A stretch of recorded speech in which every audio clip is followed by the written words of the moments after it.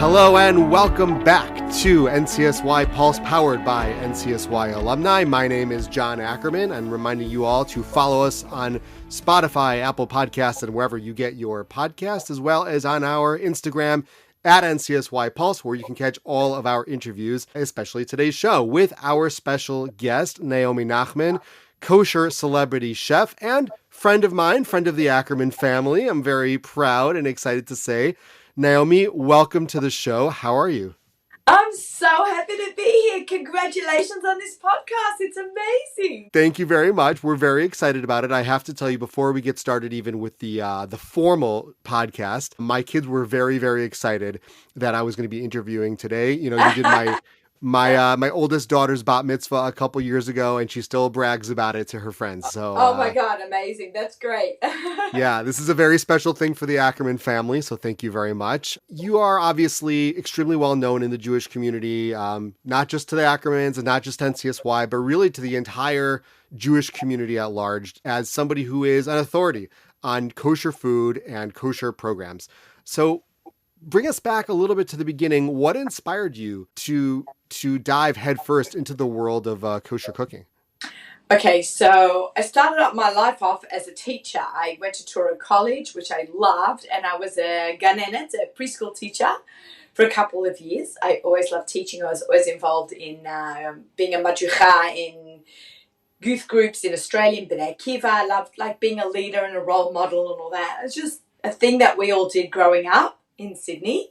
When I came to America, I did my BA, as I said, at Turo, and I got married, and I had to cook for my husband and then children. So I didn't really cook growing up because my parents are amazing cooks. They didn't leave me in the kitchen. They just did their own thing, and we ate amazing food.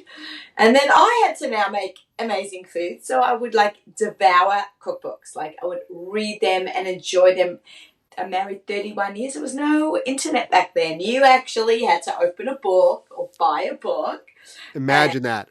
Imagine and read. I would read cookbooks from cover to cover. And I read Noreen Gillette. She's since passed away. I think she passed away right before Corona in 2020.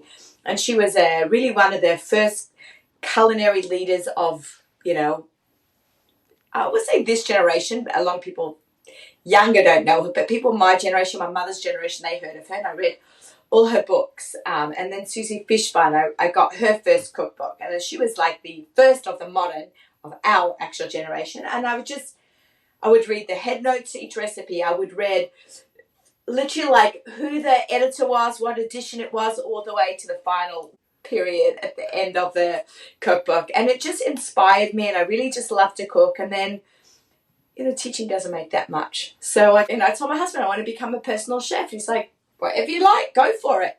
I was always very entrepreneurial. When I was a kid, I had a babysitting business and I had a clown business. I would do birthday parties. Come on, you could totally see me do that as a 15-year-old. I would run birthday parties dressed up as a clown. So I made $40 a Sunday. That's a lot of money in the 80s growing up. And I made the hustle. I did the hustle back then and right today. And so I took this leap of faith into becoming a personal chef. I took an ad out in a bifold newsletter that people used to mail out. It's called the Chesed News Network, and I wrote Kosher Private Chef Available. And my life has changed dramatically. Ever since that day, 30 years ago. I told that story once, and the woman goes, it was at a women's dinner, and she raised her hand and she goes, that was me. That was my Chesed Network news. No. Now you have WhatsApp chats, right? But back then you had a trifold and it got mailed to you. So that's really how I started. And there was no, now there's WhatsApp chats and all the chefs get together and they make dinners for each other and they have networks. There was literally just me. There was no one else doing this. Maybe one or two people that I didn't hear of. And I just kind of took that leap of faith. It was amazing. I never thought this would end up turning into what my life is now, but it's amazing. What a cool story. Now that you're saying it, I never imagined that you were a teacher, but I see it.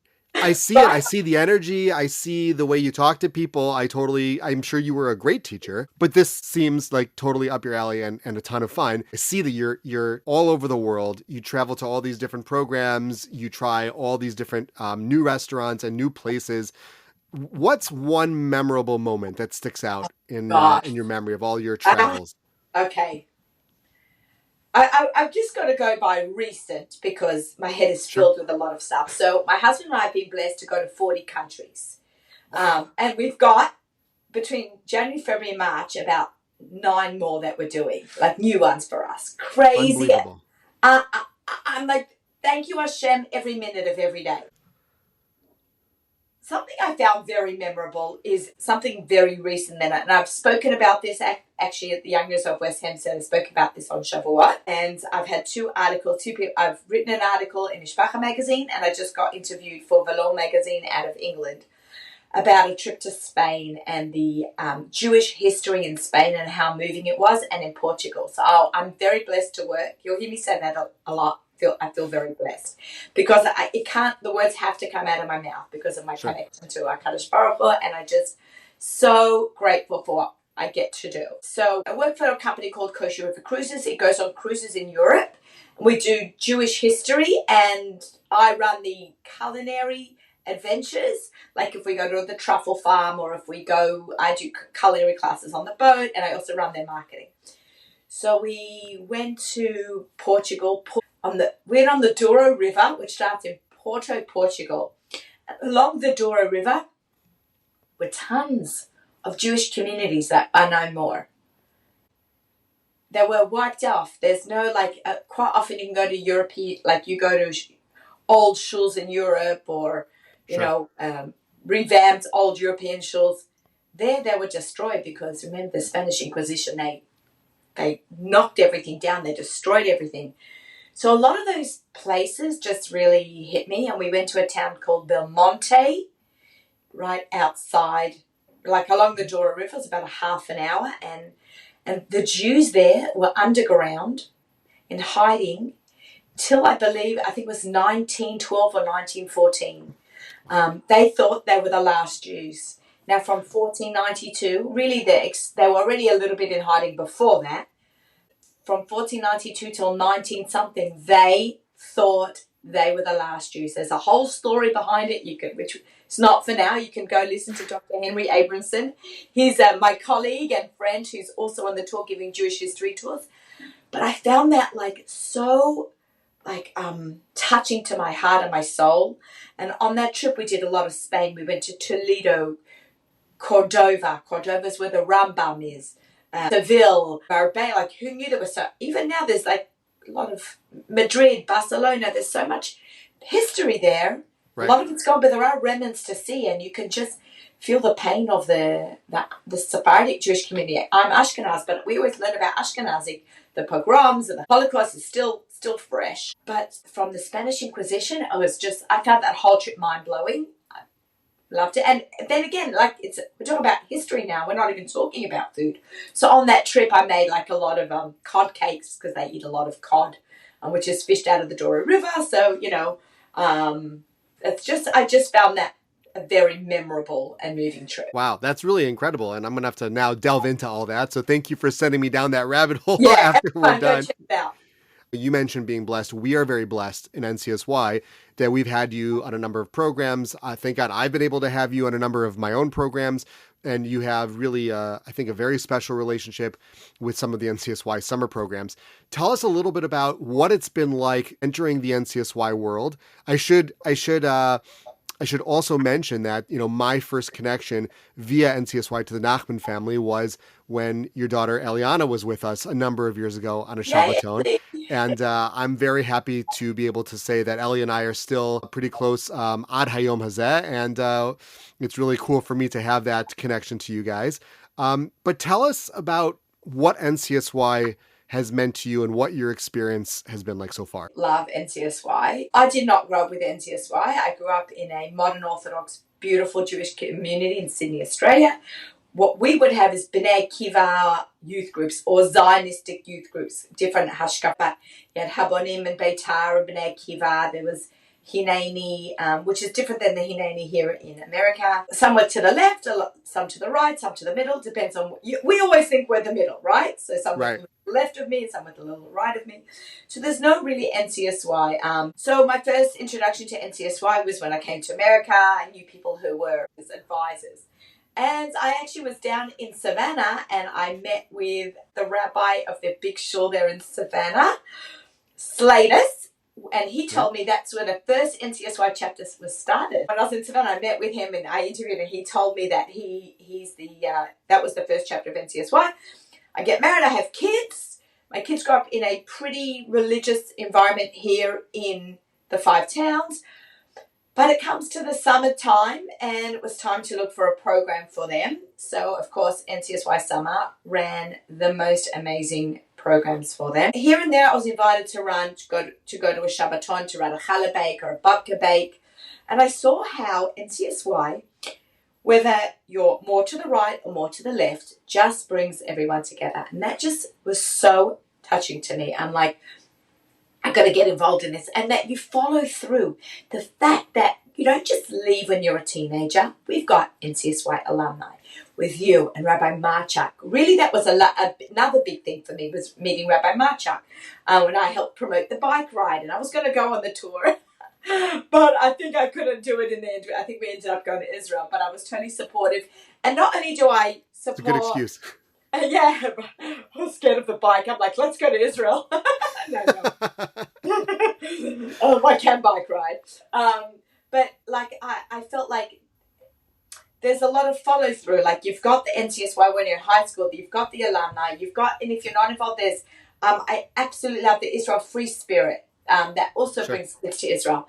When it was time for my children to attend the summer programs, I'm like, my daughter actually didn't want to go to camp. Ellie didn't want to go to sleepaway camp anymore. And I was working a sleepaway camp. She's like, what's there to do? I'm in 9th grade. I'm like, I believe there's an NCSY summer camp program that you can go to in 9th grade already. And that was Michlele, run by Rebitz and Rivka. You did an amazing game changer. It changed her life. It changed her life. She was always a bit nervous about Israel. She's, it's a little bit scary as a kid when you go there and you hear about bombs and you hear about, let's help the kids in Sderot because they have, they're always having rockets thrown at them. All these programs that we do in the US to help the kids in Israel. So it made my daughter think, wait, it's a little bit scary in Israel. But sending her on a summer program gave her a love for Israel. She's made Aliyah. It was her growth as a human being, as a Zionist, as a religious girl. It just really gave her a warm hug for the rest of her life. The second year, I sent 2 daughters to NCSY Summer, and Gabriella joined her, and it was the year of the 2014 war. Right. And I knew sending my kids to Israel in the summer, literally the war was starting when the planes were taking off. And everyone said to me, how can you send your kids? I'm like, they're going with NCSY. They will be safe. I knew Rabbi David Cutler would keep them safe, and they did. They kept them up. Funny story. Not so funny, but funny. They sent them up north to Chispin, and they gave them schnitzel for lunch and dinner. My daughter still cannot look at schnitzel. Oh, no. And I love schnitzel. That's a foodie story. But they kept them safe. And now I sent my daughter, my youngest daughter is much younger than everyone else. I sent my daughter this past summer to NCSY. I knew... we all know what's going on in Israel. Wasn't worried. I knew that they would keep them safe, and they kept them so safe. And then I got to be involved in NCSY doing cooking competitions and cooking shows, and I saw each of the different programs live in action. And parents ask me now, NCSY Summer should give me a job talking about the different programs and how awesome they are, because I saw Next Step, and I saw Rescue, and I saw Michlele, and I saw Kollel. Like, I saw these programs in action. I didn't just send my kid. I got to see and be part of the magic of NCSY. Right? Hands on, full on. It was unreal. Kids to the right, kids to the left, kids shy, kids quiet, kids loud, just coming together in NCSY. And everybody gets a chance to shine, and that's what I love about NCSY. Incredible. I love everything you said, especially that we've been repeatedly probably embarrassing Ellie on the podcast, which which is gold for me as a father of 4 girls. I'm loving it. We're part of the 4 Girls Club, by the way. Yeah. Oh, amazing. Yeah, fantastic. Okay, we got to be favorite comparing notes here. I got to come back to you for more advice. I actually often quote you because you told me at my daughter's bat mitzvah. I don't know if you remember this. You said, "Savor this moment because this is her last simcha that you get to take her home from." And I was like, I don't want to hear this. Don't tell me these things, But I quote you all the time to other people at bat mitzvahs. I say the same thing now, and then they yell at me. So my mother said that to me, and let me tell you, the bat mitzvah girl that my mum said that to me. She now has 3 kids and lives in Israel. wow, She's 30. It was 18 I years love ago. it. I love it. You mentioned that your eyes got opened up to so many of the things that NCSY does. One of them being NCSY alumni, and I appreciate your shout out there. One of the questions I get all the time from specifically our public school teens, but also the yeshiva kids that come through our system, is they go away to campus. And many of these campuses do have Chabad and Olami and different Jewish organizations, but a lot of them really are trying to grow in their Judaism, and a large element is keeping kosher and eating kosher. And for many of them, it's cooking kosher. And what we've been doing, which is kind of fun, is a lot of our alumni have been making easy kosher cooking videos to share with their friends because people really struggle. I didn't learn to cook until I was in my 30s, and my wife was a medical resident, and I was either cook or starve. And so, I learned to cook a little bit, but a lot of these kids have no idea, and they go to their dorms, they go to college, and they kind of have to learn to fend for themselves. What advice would you give to some of these kids who are just learning to cook for the first time, but learning to cook kosher is now a really important part of their life? Okay. Number one, this generation is so into their social media. There is so many free recipes and tutorials between YouTube and TikTok and Instagram. There's a ton out there. You can follow along on my Instagram. But, if you have an oven and a stovetop, great. But so many of the kids do not have that. There's something called the Betty Crocker pizza maker that you can cook just about anything. And I've traveled the United States, and I've been to places like I think it's Red Hook, Montana. I went to the supermarket there, and they had the same pizza bases that they have in the 5 towns. You can find OU products in Hawaii, Alaska, Montana, Connecticut, Binghamton, where my kids went everywhere. Queens College, right? You can find kosher ingredients, and you can make something delicious. And in your Betty Crocker, I know you'll need a milchik one and a fleishik one, but you can get so much done. You can even do cooking in a microwave. Actually, in my cookbook, I've got a recipe to make a chocolate cake in a mug. Amazing. Wow. Yeah, very cute. It was done for college-age students. There are so many things that you can do, from eggs to quesadillas to grilled chicken cutlets, roasted vegetables, grilled fish, baked fish, all in the Betty Crocker. There's really a ton of fantastic things that you can make in those things, and with great fresh ingredients, and also eating healthy, not eating so many packaged foods is also, salads and grilled chicken, salads and grilled fish. Also, we have Trader Joe's in a lot of places around the country. They also have tons and tons of kosher products as well. And online, Amazon has, I work for Kosher.com, which is part of a marketing arm of Keiko, Manischewitz. These are brands that are under the Keiko. Manischewitz, Geffen, Tuscanini. You can buy them on Amazon, and it can get shipped to your door wherever you are in the country. And you can use those ingredients to make fabulous food. We are making better ingredients every day. There's new products coming out. That's so helpful. Thank you so much. I think they're going to appreciate it. And we'll send you some of the clips that we've got. These kids are really creative with what they do. And I would love to see, guys. Send me photos. Follow me at Naomi Nachman, and then send me on Instagram what you make. Or if you want me to come out and do cooking with you in your dorms, I'd totally be down for that. Outstanding. All right, we're going to take you up on that. Okay. So, you mentioned there's new ingredients coming out. There's new, Betty Crockers, and everything's on social media. There's so many opportunities out there in the world of kosher cooking.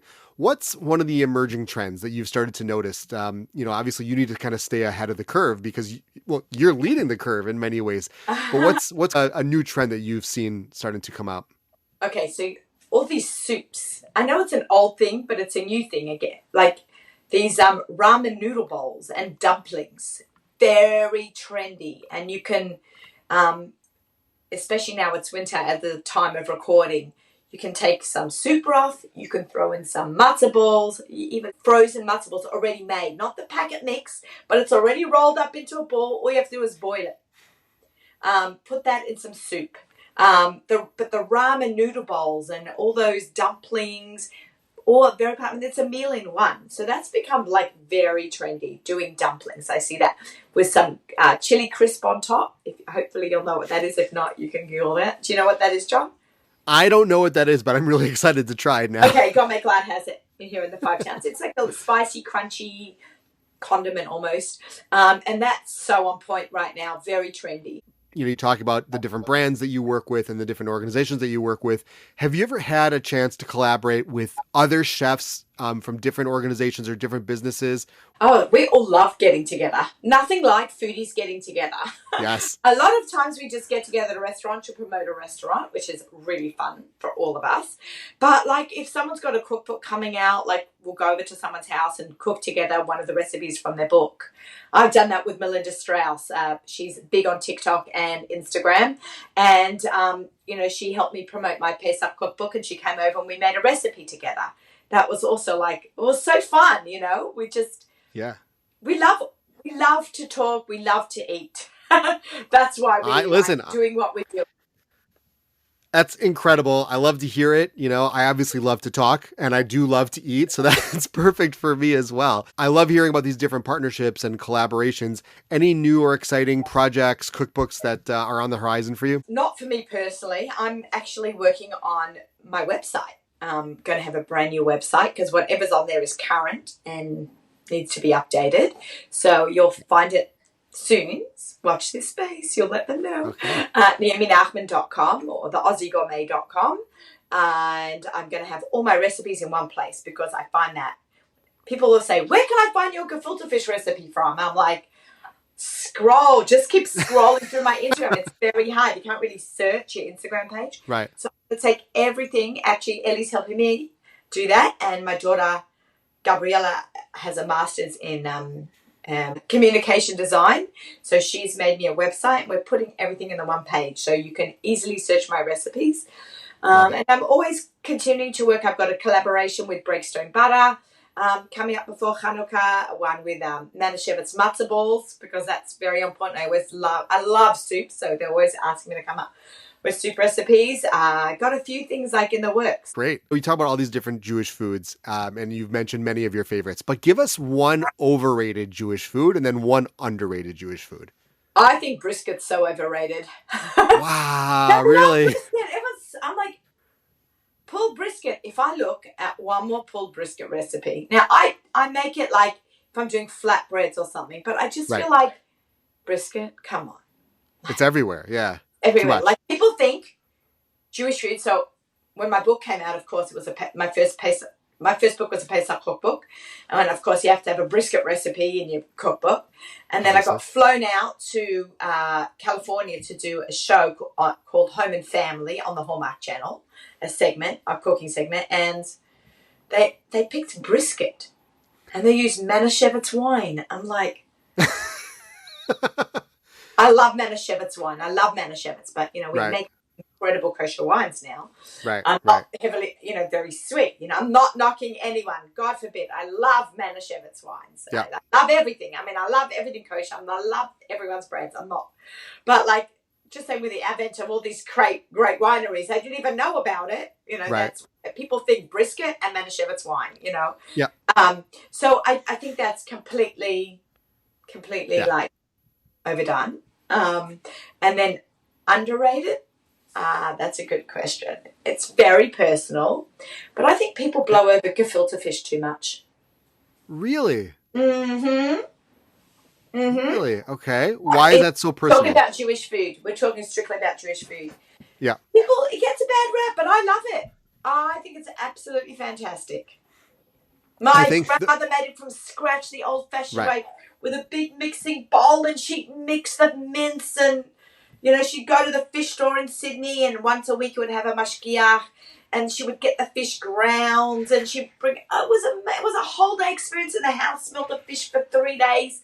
I mean, maybe it's just a great memory for me, but I think people are too scared to try it. I think you I should try it. think I think it's because there's like two types of gefilte fish. There's the gefilte fish that you're talking about, which people make, but then there's like the evil twin of gefilte fish, which is the jar that you find in the supermarket, right? Agreed. Can I tell you, I have this great, or maybe it's a horrible gefilte fish story that scarred me for life. Because I agree with you. I grew up also, my grandmother made gefilte fish. My mother made gefilte fish and I loved it.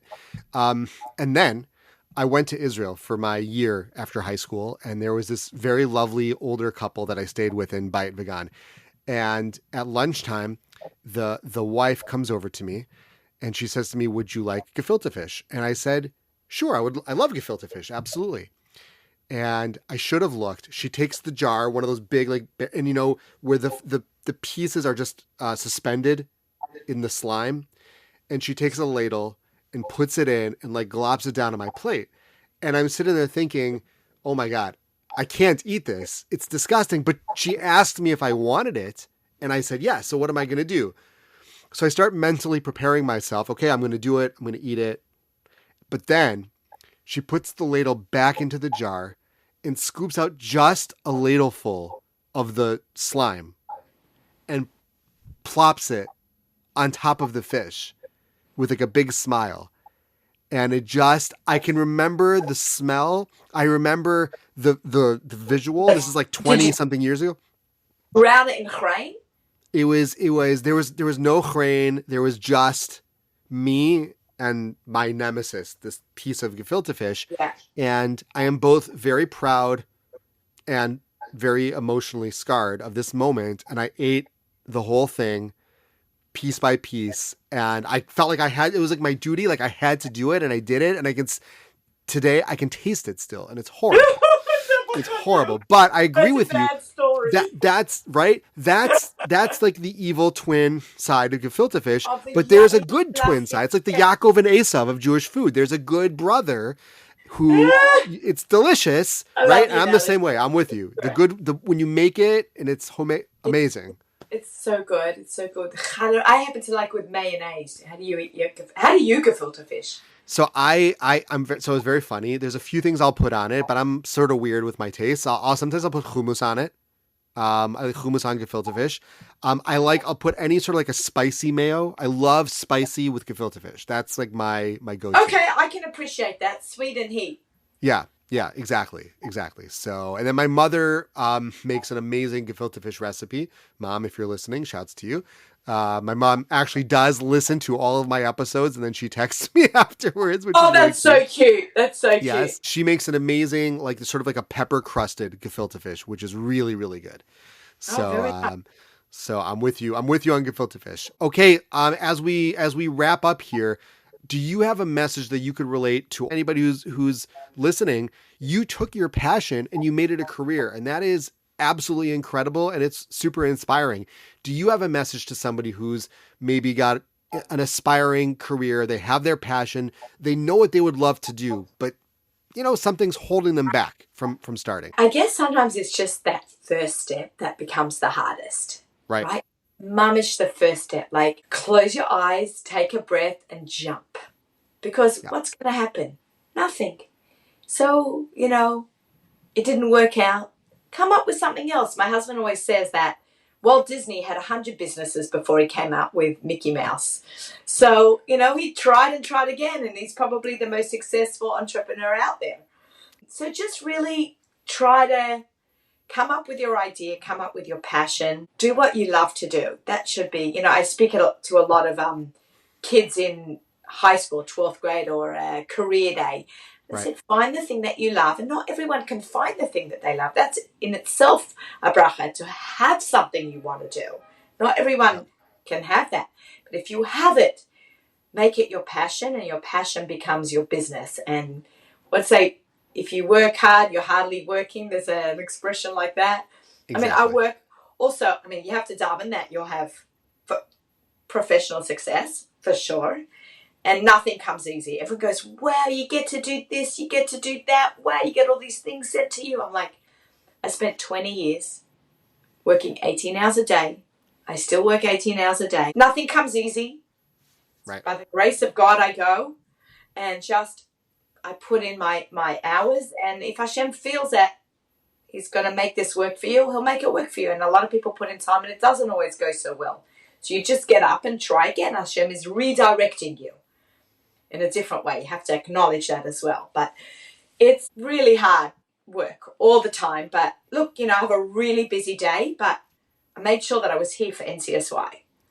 And you just have to make time for the people that help you along the way and Hashem. And I feel like you guys are God's work, helping people connecting to Hashem and just our Jewish life, our culture, our religion, Israel, especially now more than ever. Yes. Agreed. Naomi, thank you so much. You're such a good friend, such a good partner. It's a pleasure to have you on the show. Thank you very much for joining us. My pleasure. Everybody, you can follow us on Instagram at NCSY Pulse, on YouTube at NCSY Pulse, and we will speak to you soon. Thank you.